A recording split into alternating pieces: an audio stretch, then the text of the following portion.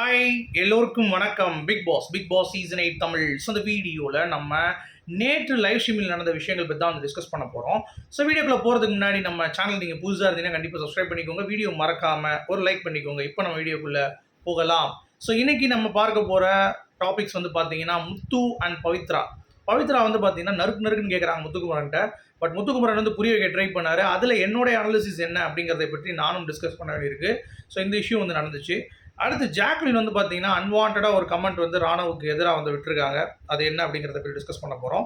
அப்புறம் ஃப்ரீஸ் டாஸ்கில் இன்றைக்கி யாரெல்லாம் வரப்போகிறா அப்படின்ற ஒரு டீட்டெயில்ஸு, அவங்க என்னென்னலாம் வந்து பண்ணுவாங்க, என்ன எக்ஸ்பெக்டேஷன்ஸ், அது என்னுடைய கருத்து நான் வந்து பேச போகிறேன். அடுத்து வந்து பார்த்தீங்கன்னா மஞ்சரி அண்ட் ஜாக்லின் இவங்க வந்து பவித்ரா பற்றியும் அன்ஷிதா பற்றியும் ஆனந்தி அவர்களை பற்றியும் வந்து நடுஇரவில் வந்து பேசிகிட்டு இருந்தாங்க. ஸோ அதனுடைய இம்பார்ட்டன்ஸ் என்ன, உண்மைத்தன்மை என்ன அளவு அப்படிங்கிறத பற்றியும் டிஸ்கஸ் பண்ண போகிறோம். அடுத்து Arun and Vishal about nominations என்ன ஒர்க் அவுட் ஆகுது, எப்படி ஒர்க் அவுட் ஆகுதுன்னு பேசிகிட்டு இருந்தாங்க. அதை பற்றியும் வந்து பேச போகிறோம். அப்புறம் பிஆர் பற்றி கமெண்ட்ஸ் வந்து பாஸ் பண்ண வேண்டியிருக்கு. ஸோ மொத்தம் இவ்வளோ டாபிக் டிஸ்கஸ் பண்ண வேண்டியிருக்கு. ஓகேங்களா? ஸோ லைக் பண்ணிக்கோங்க, சப்ஸ்கிரைப் பண்ணுங்கள் சேனலில். ஓகேவா?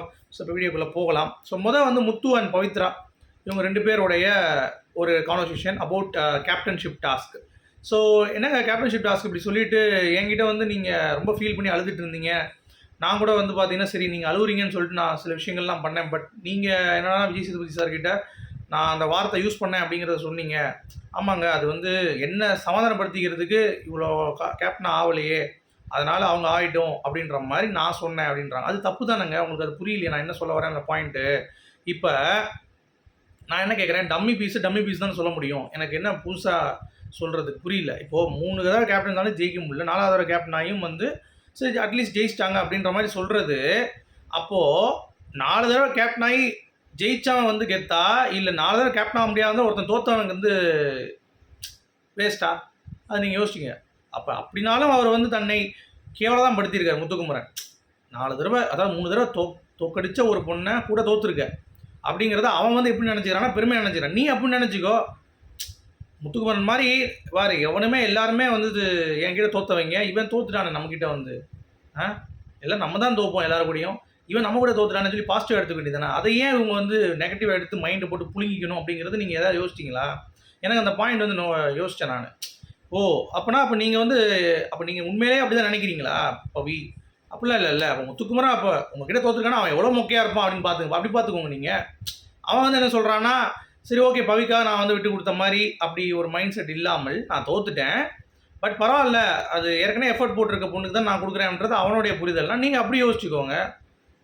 நான் நல்லா பண்ணேன், கான்ஃபிடண்ட்டாக பண்ணேன், அப்படி யோசிங்க. இப்போ பாருங்கள், நீங்கள் வந்து விளையாடாமல் இருக்கிறதும் கேப்டன் வந்து கொடுக்காத இருக்கிறது பிக் பாஸ் தான் காரணம். பிக் பாஸ் தான் ஆட்டை நிப்பாட்டினார்.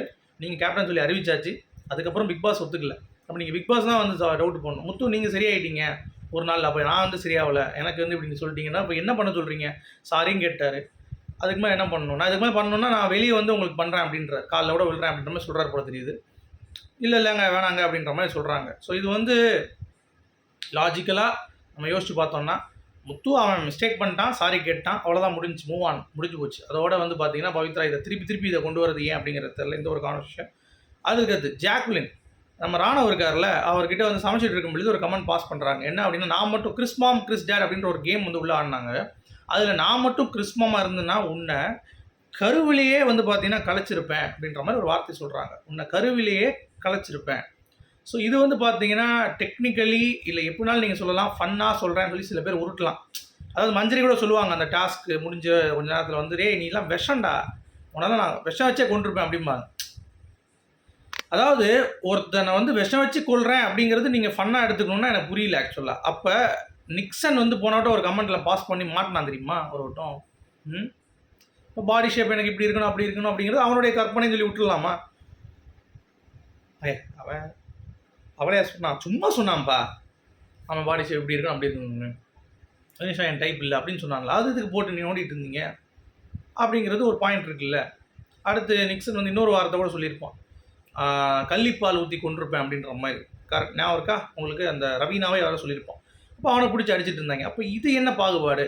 அப்போ அதையெல்லாம் நீங்கள் தண்டனை என்று கொடுக்கும் பொழுது இதையும் நீங்கள் வந்து தண்டனை என்று தானே கொடுக்க வேண்டும். அப்போ அது வந்து நான் சொல்கிறது கரெக்டாக தானே, உங்களுக்கு புரியுது இல்லை?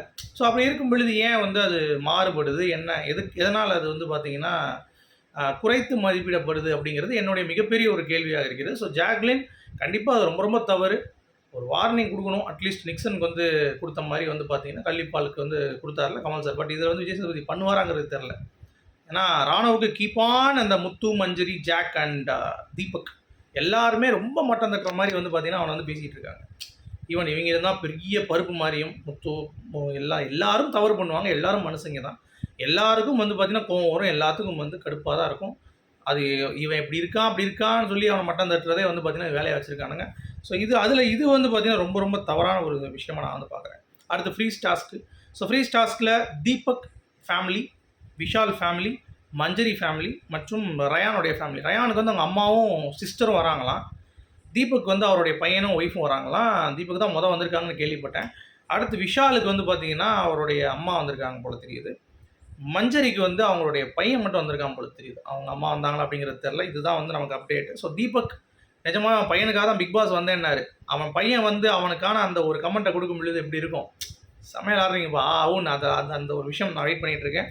அடுத்து விஷாலுக்கும் அப்படிதான். அவங்க அம்மா என்ன பண்ண போறாங்க பார்ப்போம். மஞ்சரியும் அதே மாதிரி கப் வாங்கிட்டு வரணும்னு சொன்னான் என் பையன். ஸோ அவன் வந்து உள்ளே வந்து என்ன சொல்ல போகிறான் அவங்க அம்மாவுடைய கேம் பிளே பற்றி அப்படின்ற ஒரு எக்ஸ்பெக்டேஷன்ஸும் வந்து இருக்குது.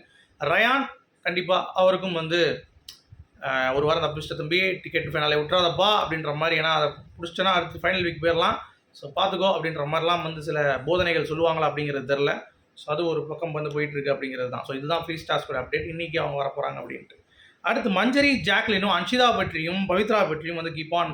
பவித்ரா வந்து இன்ஃப்ளூயன்ஸ் ஆகிறா டேரெக்டாவோ இன்டெரக்டாவோ அன்ஷிதா கிட்ட. அவளுக்கு வேறு வழி தெரில, யோசிக்கவும் மாட்றா. ஏன்னா அன்ஷிதா வந்து குரூப்பாக சேர்க்குறாளா இல்லை தனியாக விளாட்றான்னு தெரில. ஆனால் அவள் வந்து சில விஷயங்கள் வந்து பார்த்தீங்கன்னா ரொம்ப வந்து பேடாக பண்ணுறா அப்படின்ற மாதிரிலாம் வந்து பேசிகிட்டு இருக்காங்க. பவி எப்படி பெஸ்ட் பிளேயராக வந்தாங்க, அவங்க வந்து நல்லா விளாண்டாங்களா அப்படின்ற ஒரு டவுட் எனக்கு இருக்குது அப்படின்ற மாதிரிலாம் வந்து பயங்கரமாக வந்து நம்ம ஜாக்லின் வந்து பார்த்தீங்கன்னா பேசிகிட்டு இருக்காங்க. ஸோ இது வந்து முடிஞ்சு போச்சு. திருப்பி இதை உட்காந்து ரெஜிஸ்டர் பண்ணி மஞ்சரி, ஜாக், அதாவது நீங்கள் பெஸ்ட் பிளேயர் தான், நான் ஒத்துக்கிறேன். ஜாக்கும் நல்ல பிளேயர் தான், மஞ்சரியும் பெஸ்ட் பிளேயர் தான். பட் இந்த மாதிரி இடத்துல திருப்பி ஒரு விஷயம் வந்து கொடுத்த பிறகு ஏன் பெஸ்ட் பெர்ஃபார்மர் கொடுக்கலன்னா, நல்லா தான் விளாண்டாங்க பவித்ரா, அவங்க கடைசினா தான் நல்லா விளாண்டாங்களா அப்படின்ற மாதிரிலாம் சொல்கிறது தவறாக இல்லையா? ஸோ இதெல்லாம் கொஞ்சம் வந்து லூஸ் டாக்காக இருக்குது. மஞ்சரியும் இதை வந்து பார்த்தீங்கன்னா பண்ணிகிட்டு இருக்காங்க. ஸோ இது வந்து ஒரு டாக்ஸிக் கும்பலாக மாறிக்கொண்டிருக்கிறது அப்படிங்கிறது நம்மளால் வந்து உணர முடியுது. ஸோ அதனால் கொஞ்சம் பண்ணிக்கலாம் அப்படின்ற மாதிரி தான் தோணுச்சு. அடுத்து அருண் நாமினேஷன்ஸ் பற்றி வந்து பேசுகிறாரு. இந்த வரை ஓப்பன் நாமினேஷன் வந்தால் எல்லோரும் வந்திருப்பாங்க, அதனால தான் க்ளோஸ் ட்விஸ்ட்டாங்க. இப்போ க்ளோஸ் ட்விஸ்ட்டாக யாரெல்லாம் பர்டிகுலர் அட்டாக் பண்ணுறாங்களோ அவங்களாம் மக்களுக்கு தெரியும் அப்படின்ட்டாங்க. கரெக்டாக சொல்லிட்டான் அருண். ஏன்னா மஞ்சரி, தீபக் மற்றும் ஜாக் எல்லாருமே வந்து பார்த்தீங்கன்னா ஒரு 3 பேர் அட்டாக் பண்ணி போட்டாங்க முன்னாடி நாமினேஷன்ஸை நம்ம பார்த்தோம். விதிமீறல் நடந்துச்சு, அதான் ஹைலைட் பண்ணுறான். க்ளோஸ் இருந்தால் இப்படி நடக்கும், ஓப்பன்னா பார்த்துட்டே டக்குன்னு மாற்றிடுவாங்க. அதனால தான் அந்த பிக் பாஸ் வந்து க்ளோஸ் வச்சார் அப்படின்ற மாதிரி கரெக்டாக விஷால் கூட அடிக்கிறான். பரவாயில்லப்பா, இந்த பையனுக்கு கொஞ்சம் கேமிங் நாலேஜ் இருக்குது அப்படின்ற மாதிரி தான் சில நேரம் வந்து தெரியுது. தட் இஸ் குட் அப்படிங்கிறது தான். அடுத்து இந்த பிஆருங்க. பிஆர் பற்றி ராணுவ வந்து ஓப்பனாக சொல்லிட்டான். சௌந்தர்யாவும் நானும் வந்து பேசியிருக்கோம், இதுக்கு முன்னாடி நம்பர் இருக்குது. ஸோ 2 பேர் பேசியிருக்கோம்னப்பா, அப்போ 2 பேரும் பிளான் பண்ணி தான் ஃபைட் பண்ணுறாங்களா அப்படிங்கிறது ஒரு பக்கம். இது 2 பிஆரா. அடுத்து முத்துக்குமரன், ஜாக் எல்லாருமே இந்த சீசனில் வந்து பார்த்தீங்கன்னா அவங்களுக்கு தகுந்த ஒரு பிஆர் வச்சுட்டு உள்ளே வந்திருக்கானுங்க. ஸோ கண்டிப்பாக இது வந்து அன்ஃபேர் தான். பட் இருந்தாலும் பிஆர் இல்லாமல் ஒருத்தன் ஜெயிக்கணும் அப்படின்னா அது கண்டிப்பாக முடியாது. ஓட்ஸ் அவங்களுக்கு வந்து வரப்போகிறது கிடையாது. ஸோ அப்படி இருக்கும் பட்சத்தில் எனக்கு இதில் என்ன சொல்கிறதுனே தெரில. இந்த பிஆர் வச்சுட்டு வர முன்னாடியே வந்து அவனெல்லாம் வந்து வச்சுருக்கான்னு தெரிஞ்சிச்சுன்னா அவன் அப்படியே ஸ்பாட் எலிமினேட் பண்ணணும். இனிமேல் அந்த மாதிரி பண்ணால் தான் திருந்துவானுங்க. மக்கள் ஓட்டு போய் எலிமினேட் கிடையாதுரா, பிஆர் வச்சுன்னா எங்களுக்கு ஷோ நடுவில் தெரிஞ்சிச்சுன்னா நாங்கள் எலிமினேட் பண்ணிடுவோம் அப்படின்ற மாதிரி ஒரு சட்டம் போட்டால் தான் இது வந்து சீர் ஆக இருக்கும் அப்படின்றது என்னுடைய புரிதல். உங்களுடைய கருத்துக்கள் சொல்ல மீண்டும் சந்திப்போம். Good bye.